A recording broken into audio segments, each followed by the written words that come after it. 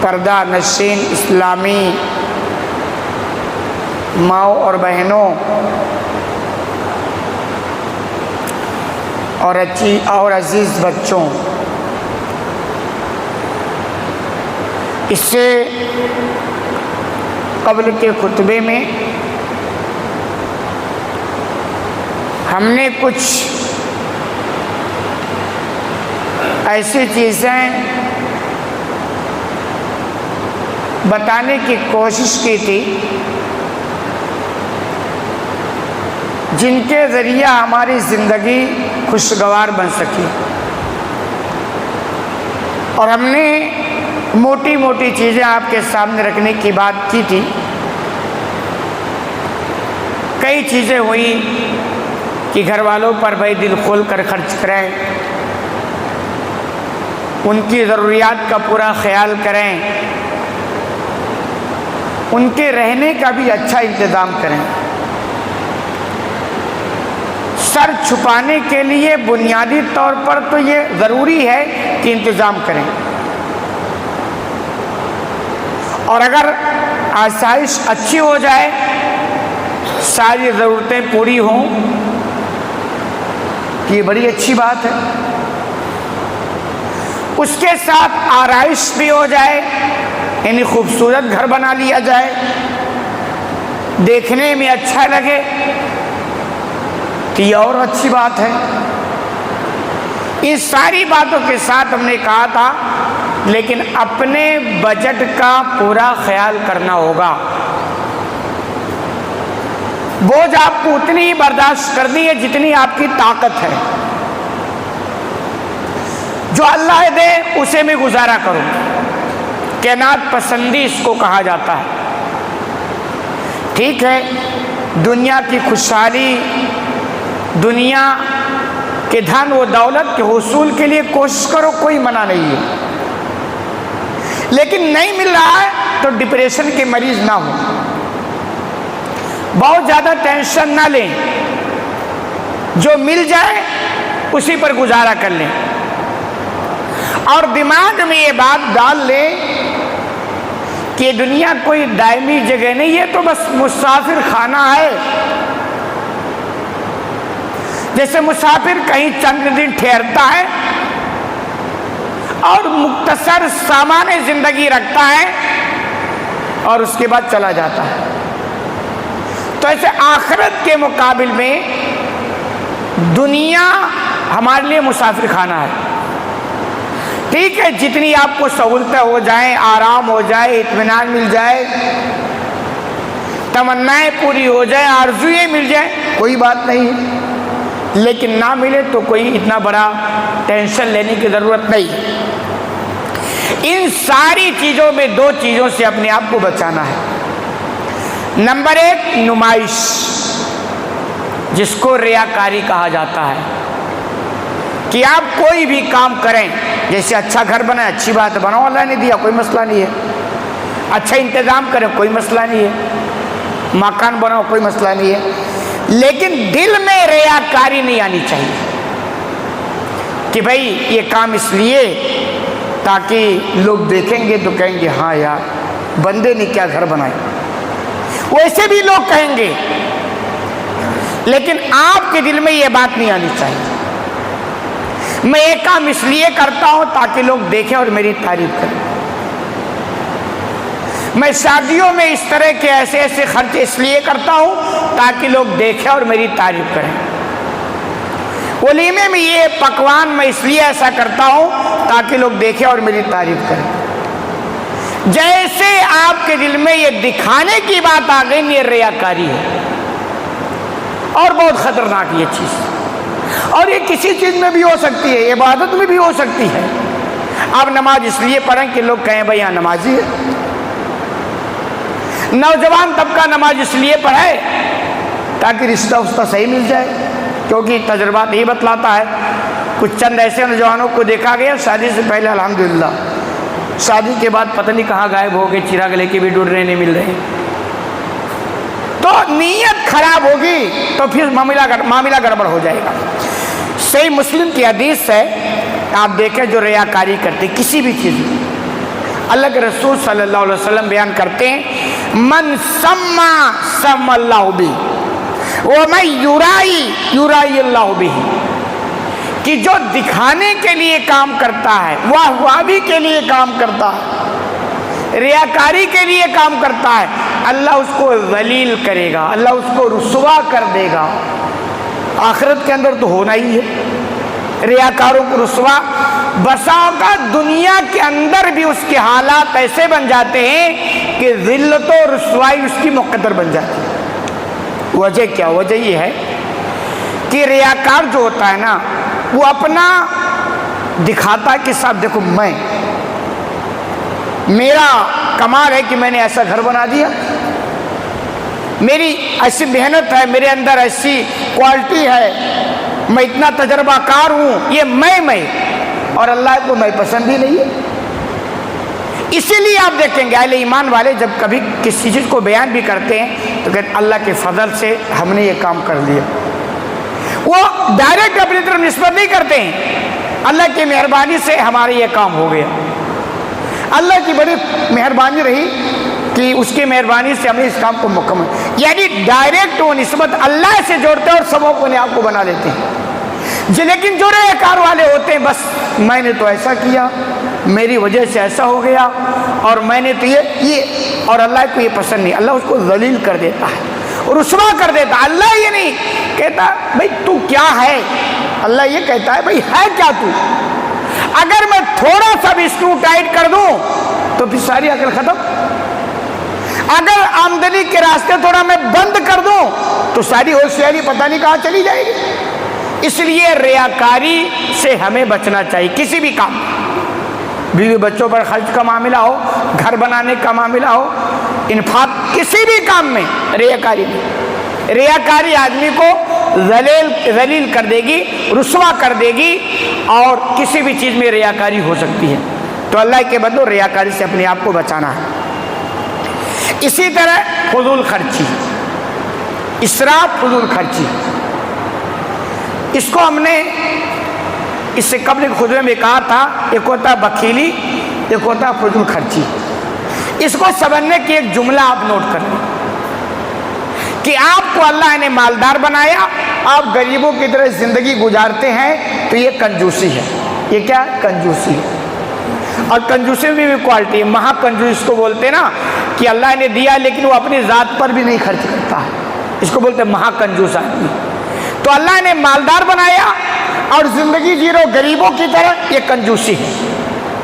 اور فضول خرچی یا اسراف، اللہ نے غریب بنایا اور زندگی مالداروں جیسے جی رہے ہو، ادھر لے لیا، ادھر سے قرضہ لے لیا، ادھر دبا لیا، ادھر دبا لیا۔ اللہ نے اس لائق نہیں بنایا جیسے آپ جی رہے ہو، لیکن زبردستی جی رہے ہو، یہ اسراف ہے، یہ فضول خرچی ہے، اور اسے بھی اسلام نے منع کیا۔ تو آپ گھر بنائیں، بیوی بچوں کا رکھیں، خرچ بھی خوب کریں، فضول خرچی بھی نہیں ہونی چاہیے، اسراف نہیں ہونی چاہیے۔ دو لفظ ہیں، ایک ہوتا فضول خرچی، تبذیر، جس کو قرآن کے اندر تبذیر، اور ایک ہے اسراف۔ ان دونوں کو بھی سمجھ لیں۔ تبذیر کہا جاتا ہے کہ آدمی ناجائز جگہوں میں خرچ کرے، جہاں پیسہ خرچ کرنا اسلام میں منع کیا ہے وہاں پیسہ خرچ کرتا ہے، اس کو تبذیر کہا جاتا ہے۔ تبذیر قرآن کی زبان میں تبذیر کہا جاتا ہے۔ مثلا شراب حرام ہے، آپ وہاں پیسہ خرچ کر کے استعمال کریں تو حرام کا الگ حکم ہے اور خرچ کرنے کا الگ حکم لگ جائے گا، اس کو تبذیر کہا جاتا ہے۔ جتنی جو چیزیں اسلام نے منع کیا ہے ان جگہوں پر جو بھی خرچ ہوگا اس کو تبذیر کہا جاتا ہے۔ اور اسراف کہ حلال جگہوں میں خرچ کریں لیکن ضرورت سے زیادہ کریں یا طاقت سے زیادہ خرچ کرتے ہیں، وہ اسراف میں آتا ہے، اور دونوں اسلام کی نگاہ میں منع ہے۔ چنانچہ اللہ رب العالمین فضول خرچی کے تعلق سے بیان فرماتا ہے، ان المبذرین کانوا اخوان الشیاطین۔ اللہ نے قرآن میں کہا ہے کہ تبذیر کرنے والے، فضول خرچی کرنے والے یہ شیطان کے بھائی ہوتے ہیں۔ کیا کیا؟ شیطان کے بھائی۔ تو اسلام میں فضول خرچی کی گنجائش نہیں، جتنی یعنی یہ کہ جہاں اسلام نے منع کیا ہے وہ آپ خرچ نہیں کر سکتے، हमारा मिजाज क्या है कि साहब पैसा हमारा, मालिक हम, तो हम कहते अब चाहे जैसे खर्च करें। ये सोच गलत है। आप ये सोच बनाएं पैसा अल्लाह का और हमको इमानतदार बनाया है। ये पैसा दे करके आपको वक्ती तौर पर मालिक बनाया है। खर्च ये होगा अल्लाह की मर्जी के मुताबिक, तो आप कंट्रोल में रहेंगे। तो अल्लाह के बंदो, जो अल्लाह ने आपको दिया धन दौलत, किसी भी जगह नाजायज खर्च ना करें। चाहे बीवी बच्चों का मामला हो, किसी भी एतबार से हो, ना करें धन दौलत। क्योंकि आप नाजायज जगह अगर माल खर्च करते हैं तो इसका मतलब ये है कि आपको जो अल्लाह ने नेमत दी है उसकी आप कदर नहीं कर रहे हैं। और ये भी नोट करें, अल्लाह जो देता है ना तो उसको ना देने में टाइम लगता है, ना छीनने में टाइम लगता है। ये भी आप नोट करें। आप देखें दुनिया में कब कौन कहाँ पहुंच गया और कहाँ से कहाँ चला गया। तो अल्लाह को ना देने में टाइम लगता है, हालत बदलने में टाइम नहीं लगता है, और न लेने में टाइम लगता है। इसलिए अल्लाह के बंदो, अगर अल्लाह ने दिया है उसकी हिफाजत करो और सही जगह पर खर्च करो। ममनू जगह में एक रुपया भी खर्च ना करो। अब जैसे मैं कभी नोट करता हूँ, अभी जुमा के दिन आप जुमा पढ़ने आते हैं, नेकी का काम, खर्च कहाँ करना है वहाँ करना चाहिए, कहाँ नहीं करना वहाँ नहीं करना चाहिए। मस्जिद की झोली घुमाई जाती है, रिपोर्ट है 800, 1000, 1200 ऐसे आ जाता है। यानी यह कि अगर ले देकर उसी पर दारो मदार हो जाए ना तो आपकी मस्जिद नहीं चल सकती। वो तो बेचारे कैसे इधर उधर करके चलाते हैं। लेकिन तजर्बा ये है कि झोली हमारे आगे से जाती है, 10 रुपया निकाल कर डालने की तौफीक नहीं होती। अगर 10 रुपया और फर्द डालने लग जाए ना तो अल्हम्दुलिल्लाह मसला है। 200 अगर आदमी आ जाए 2000 तो ही हो गया। और कुछ अल्लाह के बंदे 50 भी डालते हैं, 100 भी डालते हैं, 500 भी डालते हैं डालने वाले। तो अल्लाह जो अच्छा एक मिजाज ये कि चूंकि हम मालदार नहीं, भाई जब मालदार हो जाना तो मालदार की तरह खर्च करना ना। छोटे हो तो छोटे पैने वाले में खर्च करो। ये एक एक रुपया जो आप अल्लाह के रास्ते में खर्च करोगे इंशाअल्लाह यही आपके लिए काफी होगा और यही कल क़यामत के दिन आपके लिए नजर आएगा। इसलिए खर्च करना सीखो। तो नाजायज जगह में खर्च ना करो और जायज जगह में जहाँ भी इस्तेताअत आपको मिले, अपनी इस्तेताअत के मुताबिक जहाँ भी मौका मिले वहाँ खर्च करो। तो यह तब्दील करने यानी खर्च करने, फजूल खर्ची करने वालों को अल्लाह ने शैतान का भाई कहा है। शैतानों का अंजाम क्या पता है, शैतान का काम क्या पता है, शैतान की फराडियाँ मक्कारियाँ सब क्या होती है। जब आप शैतान के भाई बन जाएंगे तो फिर आपसे क्या तवक्को है। इसलिए फजूल खर्ची से बचें। और इसराफ मतलब जायज़ तो जगह है मगर अपनी ताकत से ज़्यादा आप खर्च करते हैं, ये तबाही का सामान है। हमेशा एक बुजुर्ग थे, मुझे समझाया करते थे, बहुत बार में एक आध बार मुलाकात हुई तो मुझे वो समझाते थे। उन्होंने कहा मौलाना साहब कभी भी अपने आमदनी से ज़्यादा खर्च नहीं करना। बड़ी अच्छी बात है। ज़िंदगी गुजारने का यही तो तरीका है कि अगर आप 10,000 कमाते हैं तो 8,000 में गुजारा करने की कोशिश करें, आपकी ज़िंदगी बड़ी अच्छी गुजरेगी। लेकिन अगर आप 10 कमा रहे हैं और 12 खर्च कर रहे हैं तो आप कहाँ जाएंगे, माइनस में जाएंगे ना। ये तो तबाही का सामान है। तो अल्लाह ने जो आपको ताकत दिया उसी ताकत के अंदर आप रहे, बाहर ना जाएं। अगर बाहर चले जाते हैं तो इसराफ है और इसराफ भी इस्लाम की निगाह में अच्छी नहीं है। आप शादी करें, वलीमा करें, अच्छी बात है, खूब खिलाएं, लेकिन आपको अगर चिकन खिलाने की ताकत है तो बस वही खिला दें। चिकन खिलाने की ताकत हो तो चिकन ही खिलाएं, मटन का इंतजाम ना करें। कोई इस्लाम में वलीमे के लिए शर्त नहीं मटन। आपके पास चिकन की ताकत है, खिला रहे मटन, फिर क्या होगा, कर्जे में जाएंगे, माइनस में जाएंगे, आपकी कमर टूटेगी, महीनों सालों लग जाएंगे आपको बोझ उठाने में। तो जो आपके पास ताकत है उसी के अंदर रहेंगे। इसके अंदर हिकमत भी है, दानाई भी है और पुरसुकून जिंदगी गुजारने की पॉलिसी भी है। तो इसराफ से भी बचें, तब्दीर से भी बचें और रियाकारी से बचें। इसी तरह एक दूसरे मौके पर अल्लाह ने कहा कुलू वशरबू वला तुसरिफू इन्नल्लाह ला युहिब्बुल मुसरिफीन, कि बंदो खाओ, कोई मना नहीं। अल्लाह कहता भाई खिलाने के लिए तो दिए हैं, खाओ, कोई मना नहीं है। और कहा पियो, कोई मना नहीं, जो अल्लाह ने खाने की चीज़ें खूब खाओ, कोई बात नहीं है। جو پینے کی چیزیں دی پیو، کوئی مسئلہ نہیں ہے، لیکن کہا اللہ اسراف کرنے والے کو پسند نہیں کرتا۔ مطلب یہ کہ جو اللہ نے آپ کو دیا اس کے دائرے میں رہو اور کھاؤ۔ آپ کو مٹن کھانے کا طاقت خوب کھاؤ، کوئی پابندی نہیں ہے، لیکن نہیں طاقت ہے تو مت کھاؤ، صبر کرو، جس دن طاقت ہو جائے گی اس دن کھا لینا، کیونکہ یہ ہے وہ حکمت جس سے آپ دنیا میں پرسکون کی زندگی گزارو گے۔ تو اسراف سے بھی بچنا چاہیے، تبذیر سے بھی بچنا چاہیے۔ اسی طرح جو ہم نے بات کہی تھی کہ خوشگوار زندگی، اسی خوشگوار زندگی میں سے ایک بہترین زندگی یہ ہے کہ شادی کے بعد بیویوں کو دور نہیں رکھنا چاہیے، شوہر کو دور نہیں رہنا چاہیے۔ جیسے ہوتا نا بندہ شادی کیا اور چلا گیا ودیش کئی سال، نہ اس کو خبر کہ اس کی زندگی کیسے جی رہی ہے اور نہ گھر والے کی خبر۔ اسلام میں یہ پالیسی اچھی نہیں ہے۔ اسلام میں آپ دیکھیں میاں بیوی کو اللہ نے جو جملہ استعمال کیا، کہا ہن لباس لکم وانتم لباس لہن، کہ لوگوں وہ بیویاں وہ تمہاری لباس ہیں اور تم ان کے لباس ہو۔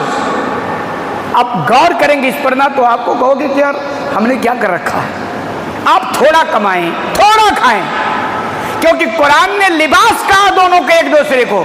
لباس کی ایک پالیسی ہوتی ہے، خوشگوار زندگی کا راز جو سمجھتے نہیں وہ پریشان ہے۔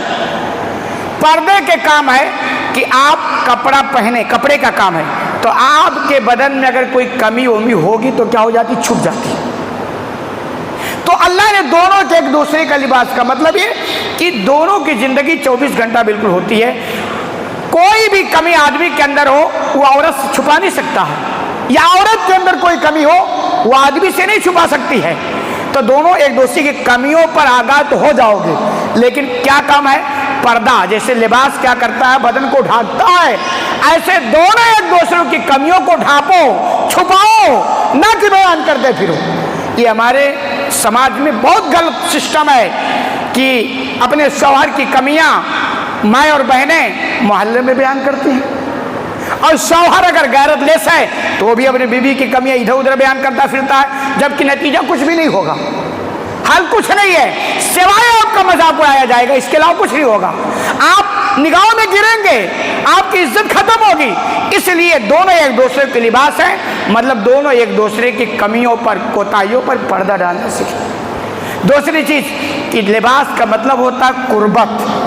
جیسے آپ لباس کو بدن سے زیادہ دور نہیں رکھ سکتے ہیں، لباس زینت ہے۔ ٹھیک ہے انگریز اور گورے لوگ رنگا رہنا سیکھ گئے، لیکن ابھی بھی بہت دور نہیں جا سکے۔ کیوں؟ یہ نیچر ہے لباس انسان کا۔ تو جیسے لباس انسان کے بدن سے زیادہ دور نہیں رہ سکتا ہے، ایسے بیوی شوہر سے زیادہ دور زیادہ دنوں تک نہیں رہ سکتی، اور شوہر بیوی سے دور نہیں رہ سکتی۔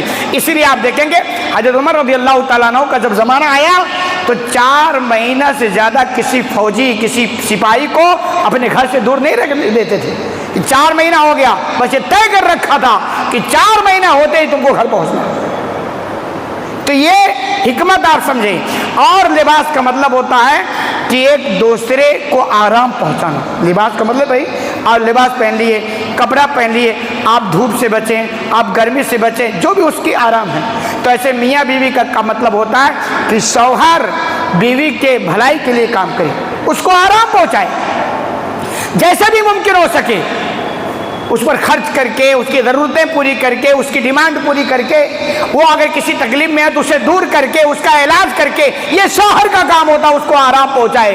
جیسے لباس آدمی کے جسم کو آرام پہنچاتا ہے، ایسے عورت کی بھی ذمہ داری ہے کہ وہ اپنے شوہر کے آرام کا پورا خیال کرے۔ میں اور بہن اگر ہماری بات سنتی ہوں تو اس کو نوٹ کرے۔ اسی لیے تو حدیث کے اندر آتا ہے کہ کوئی شوہر مر گیا اور شوہر اپنی بیوی سے ناراض تھی، معاملہ بہت سنگین ہے، بہت سنگین معاملہ ہے۔ تو عورتوں کو بھی چاہیے، ہمارے ماں اور بہنوں کو بھی چاہیے کہ آدمیوں کی پوری راحت، پورا سکون، پورے دکھ سکھ میں اس کو ان کا خیال رکھنا چاہیے۔ تو یہ لباس کی پالیسی جا کے اپنائی جائے گی۔ تو اللہ نے جو لباس کہا اس کے پیچھے بہت بڑی راز ہے۔ اسی طرح آپ صلی اللہ علیہ وسلم نے فرمایا، صحیح مسلم کے حوالے سے ہے کہ دنیا کے تعلق سے فرمایا کہ دنیا ساری کی ساری انسانوں کے فائدے اٹھانے کی چیز ہے۔ صحیح مسلم کی روایت ہے لیکن سب سے بہترین جو فائدے کی چیز ہے وہ فرمایا المرأۃ الصالحہ، فرمایا الدنیا کلھا متاع، پوری دنیا سامان زندگی ہے۔ دنیا میں اللہ نے جو کچھ دیا ہے نا اس سے آپ فائدہ اٹھا سکتے ہیں، وہ الگ بات ہے تمیز اور طریقے کے ساتھ اسلام کی رہنمائی میں۔ پوری دنیا سامان زندگی ہے، فرمایا لیکن ان تمام میں سب سے بہترین سامان زندگی ہے والمرأۃ الصالحہ، نیک بیوی۔ خوشگوار زندگی اگر ہے تو کیا ہمیں انتخاب کرنا؟ نیک بیوی کا انتخاب۔ ہمارا کا انتخاب، دینداری تو بعد میں دیکھی جاتی ہے، یہی ہو رہا نا، دینداری بعد۔ پہلے بھائی ملے گا، جہیز میں گاڑی وڑی مل جائے گی کہ نہیں ملے، پیسے والا، دھن دولت، اور یعنی مطلب ہے کہ ایسی لالچیں ہیں کہ اللہ کی پناہ۔ تو جو خوشگوار زندگی کے راز ہے اس میں یہ ہے کہ نیک صالح، سب سے بہترین دولت آدمی کے لیے وہ نیک بیوی ہوتی ہے، نیک بیوی۔ اور اس کے الٹا اگر بد بیوی مل گئی تو سب کچھ ہوتے ہوئے زندگی اجیرن ہے، بیکار ہے، کوئی اچھی چیز نہیں۔ اور نیک بیوی مل گئی اس سے اولاد بھی ہوگی، انشاءاللہ نیک ہوں گی، ان کی صحیح تربیت ہوگی، اور وہی اولاد آپ کے دنیا سے جانے کے بعد آپ کے حق میں دعائیں کرے گی، وہ آپ کے لیے کارآمد ثابت ہو۔ بھائی انسان جب مر جاتا ہے تو اس کے سارے عمل ختم۔ تین چیزیں ہوتی ہیں، ان میں سے ولد صالح یدعو لہ، نیک اولاد، اگر اس کے لیے دعا کرے تو وہ دعا اس کے حق میں بہت کارآمد ثابت ہوتی ہے۔ تو سب سے بہترین دولت یہی ہے، لیکن یہ دولت آپ کے لیے کب بنے گی؟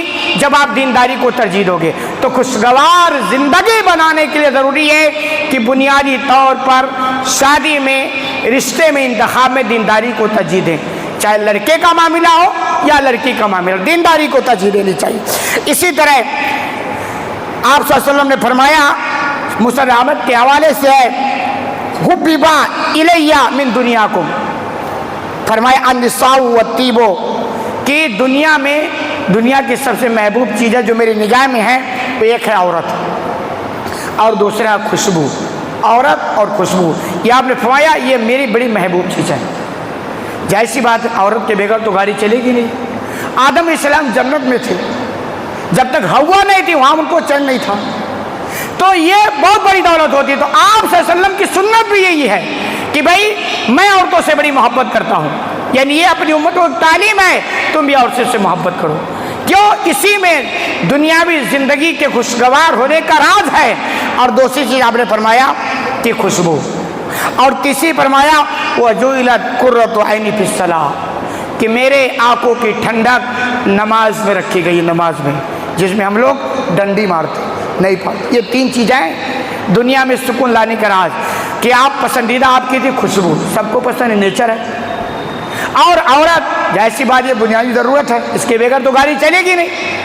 اور ان دونوں کے ساتھ آپ نے فرمایا اگر آنکھوں کی ٹھنڈک، دل کا سرور، چین، آرام، تو نماز میں رکھی گئی۔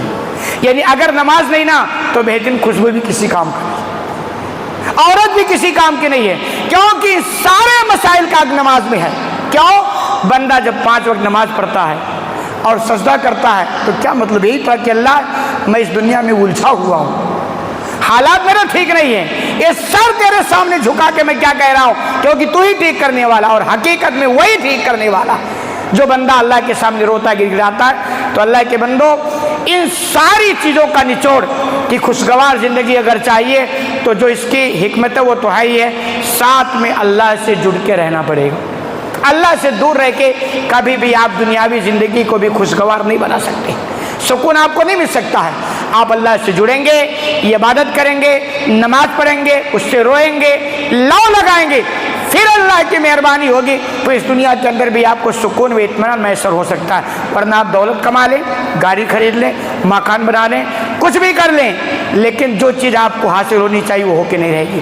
اللہ رب العالمین سے دعا ہے کہ الہ العالمین تمہیں کہنے سننے زیادہ عمل کرنے کی توفیق عطا فرما، آمین۔ بارک اللہ لنا ولکم فی القرآن المجید ونفعنا وإیاکم بآیات و ذکر الحکیم، انہ تعالی